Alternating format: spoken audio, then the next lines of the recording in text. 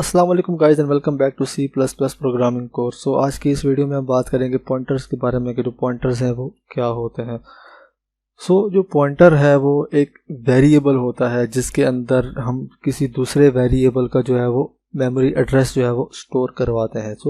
जब हम कोई भी वेरिएबल बनाते हैं तो उसके अंदर जो है वो तीन चीज़ें होती हैं। फॉर एग्जांपल मैं यहाँ पे एक वेरिएबल जो है वो बनाता हूँ इंट ए को नाम से एंड देन इसको मैं कोई वैल्यू असाइन करता हूँ 100। जब हम वेरिएबल बनाते हैं तो इसके अंदर जो है वो तीन चीज़ होती हैं। एक सबसे पहले इसकी डेटा टाइप, उसके बाद वेरिएबल का नाम। तो मैं यहाँ पे सबसे पहले वेरिएबल का नाम लिखता हूँ एंड देन यहाँ पे वैल्यू आ जाएगी एंड देन यहाँ पे इसकी डेटा टाइप जो है वो आ जाएगी। तो ये तीनों चीज़ें जो है वो हमें पता होती हैं। एंड देन इसके अलावा जो है वो एक चौथी चीज़ होती है, वो होता है कि ये वाला जो वेरिएबल है ये किस मेमोरी एड्रेस के ऊपर जहाँ जाके स्टोर हो रहा है। तो मैं यहाँ पे कोई एड्रेस जो है वो लिख लेता हूँ। जो पॉइंटर वेरिएबल होता है वो हम बनाते हैं ये जो वाला जो एड्रेस होता है इसको स्टोर करवाने के लिए।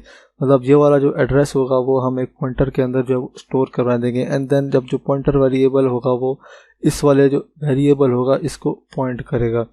तो हम जो पॉइंटर है वो कैसे बनाते हैं, तो सबसे पहले हम जो पॉइंटर है वो हम उसकी डेटा टाइप जो है वो लिखते हैं। फॉर एग्जांपल हमने एक पॉइंटर बनाना है, एक वेरिएबल पहले से बना हुआ है इंटीजर टाइप का एंड देन हमने अब एक पॉइंटर बनाना है जिसके अंदर हमने एक इंटीजर टाइप का जो एड्रेस है वो स्टोर करवाना है। तो हम उसके लिए जो है वो इंटीजर टाइप का जो है वो पॉइंटर बनाएंगे।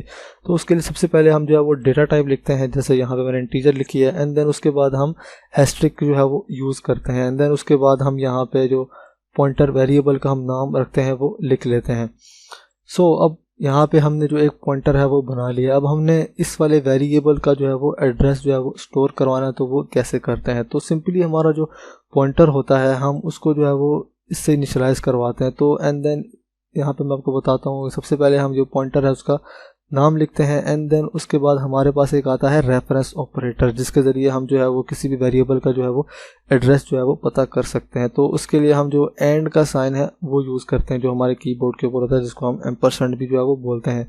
एंड देन उसके बाद जो वाला वेरिएबल होता है जिसका एड्रेस हमने पॉइंटर के अंदर जो है वो स्टोर करवाना है तो वो लिख लेते हैं। तो हमने यहाँ पे ए का एड्रेस जो है वो स्टोर करवाना है तो हम यहाँ पे लिख लेते हैं। अब ये होगा कि जो ए का एड्रेस होगा वो ptr वेरिएबल के अंदर जो है वो स्टोर हो जाएगा। ptr भी एक तरह का वेरिएबल है ही बनेगा।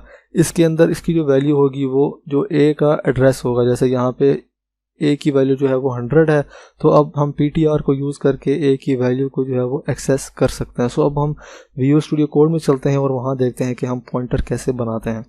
गाइस मैं विजुअल स्टूडियो कोड में आ गया हूँ। तो यहाँ पे मैंने पहले से एक फाइल है वो बना के रखी है। तो अब हम देखते हैं कि हम पॉइंटर जो है वो अपने प्रोग्राम के अंदर जो है वो कैसे बनाते हैं। तो इसके लिए मैं एक सिंपल सा जो है वो मैं प्रोग्राम लिखता हूँ। सबसे पहले तो मैं एक वेरिएबल बना लेता हूँ यहाँ पे n के नाम से एंड देन इसके अंदर मैं यूज़र से जो है वो इनपुट लूँगा एंड देन उसके बाद हमने अगर पॉइंटर बनाना है तो हम पॉइंटर अगर हमने इंटीजर टाइप की वेरिएबल का एड्रेस स्टोर करवाना है तो उसके लिए हम इंटीजर टाइप का जो पॉइंटर है वो बनाएंगे। अगर हमने कैरेक्टर का किसी वेरिएबल का एड्रेस स्टोर करवाना है तो उसके लिए हम जो है वो कैरेक्टर का जो है वो पॉइंटर बनाएंगे, कैरेक्टर टाइप का। हम अगर कैरेक्टर टाइप के पॉइंटर में इंटीजर का जो एड्रेस स्टोर करवाना चाहेंगे तो उस तरह हम जो है वो नहीं करवा सकते।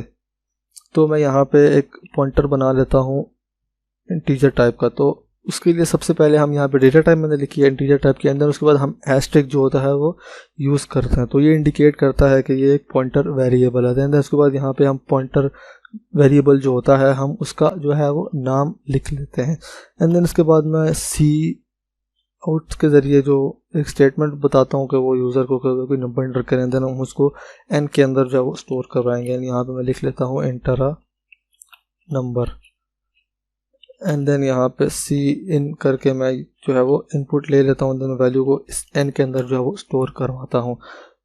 अब हमने जो है वो एन का जो एड्रेस है वो हमने ptr के अंदर जो है वो स्टोर करवाना है। तो उसके पहले सबसे पहले हम ptr लिखेंगे जो हमारा पॉइंटर वेरिएबल का नाम है एंड देन उसके बाद हम इक्वल्स का साइन लगाएंगे मतलब असाइनमेंट ऑपरेटर, एंड देन उसके बाद हम एम्परसाइन और एंड का साइन, एंड देन इसको रेफरेंस ऑपरेटर भी, रेफरेंस ऑपरेटर जो है वो बोलते हैं। मतलब ये हम यूज़ करते हैं किसी भी वेरिएबल के एड्रेस को जो है वो एक्सेस करने के लिए। तो हम यहाँ पे सबसे पहले एंड का साइन लगाते हैं and reference operator, and then उसके बाद जो वेरिएबल होता है उसका नाम लिख लेते हैं। तो ये वाली स्टेटमेंट ये करेगी कि जो एन का एड्रेस होगा वो ptr के अंदर जो है वो स्टोर हो जाएगा। सो अब मैं सिंपली यहाँ पे एक स्टेटमेंट के ज़रिए जो है वो वैल्यू प्रिंट करवा देता हूँ। मैं लिखता हूँ the value is, and then यहाँ पे मैं वैल्यू जो है वो प्रिंट करवा देता हूँ, एंड देन उसके बाद हमने एड्रेस जो है वो ptr मतलब पॉइंटर वेरिएबल के अंदर जो है वो स्टोर करवाया। तो मैं अगली लाइन में जो है वो पॉइंटर जो एड्रेस होगा वेरिएबल का मैं वो भी जो है वो प्रिंट करवा लेता हूँ। तो मैं यहाँ पे लिख लेता हूँ the address of n is, and then यहाँ पे हमने जो एड्रेस है वो ptr के अंदर जो है वो स्टोर करवाया है। तो यहाँ पे मैं सिंपली जो है वो ptr जो है वो लिख लूँगा। तो हमारा जो एड्रेस होगा वो हमें जो है वो पता चल जाएगा इस वेरिएबल का। सो हम अब ptr को जो भी यूज़ करके n के अंदर जो वैल्यू होगी हम उसको भी जो है वो एक्सेस जो है वो कर सकते हैं। अभी मैं सिंपली इसको अपने कंट्रोलर से सेव कर रहा हूँ और मैं यहाँ से रन करता हूँ कि हमें क्या आउटपुट जो है वो मिलती है। सबसे पहले मैं यहाँ पे कोई नंबर जो है वो इंटर करता हूँ। मैंने इंटर किया है 8, एंड देन यहाँ पे हमें सबसे पहले जो वैल्यू है वो प्रिंट हुई है, एंड देन यहाँ पे ये वैल्यू जिस एड्रेस पे जो है वो स्टोर हुई है तो हमें वो वाला एड्रेस भी जो है वो पता चल गया है। तो पॉइंटर सिंपली हम यूज़ करते हैं किसी भी वेरिएबल के एड्रेस को स्टोर करने के लिए। आगे की वीडियो में देखेंगे कि हम पॉइंटर्स को जो है वो किस तरह यूज़ कर सकते हैं अपने प्रोग्राम के अंदर। पॉइंटर जो है वो बहुत इंपॉर्टेंट जो है वो कॉन्सेप्ट है। पॉइंटर जो है वो बहुत यूज़ होने वाला कॉन्सेप्ट है। मतलब हमें बहुत जगह पे जो है वो यूज़ करना पड़ जाता है जब हमने मेमोरी जो है वो अपने ज़्यादा कम यूज़ करनी हो अपने प्रोग्राम के अंदर। तो आई होप कि आपको पॉइंटर का जो कॉन्सेप्ट है वो समझ आ गया होगा। सो आज की वीडियो के लिए इतना ही, मिलते हैं नेक्स्ट वीडियो में।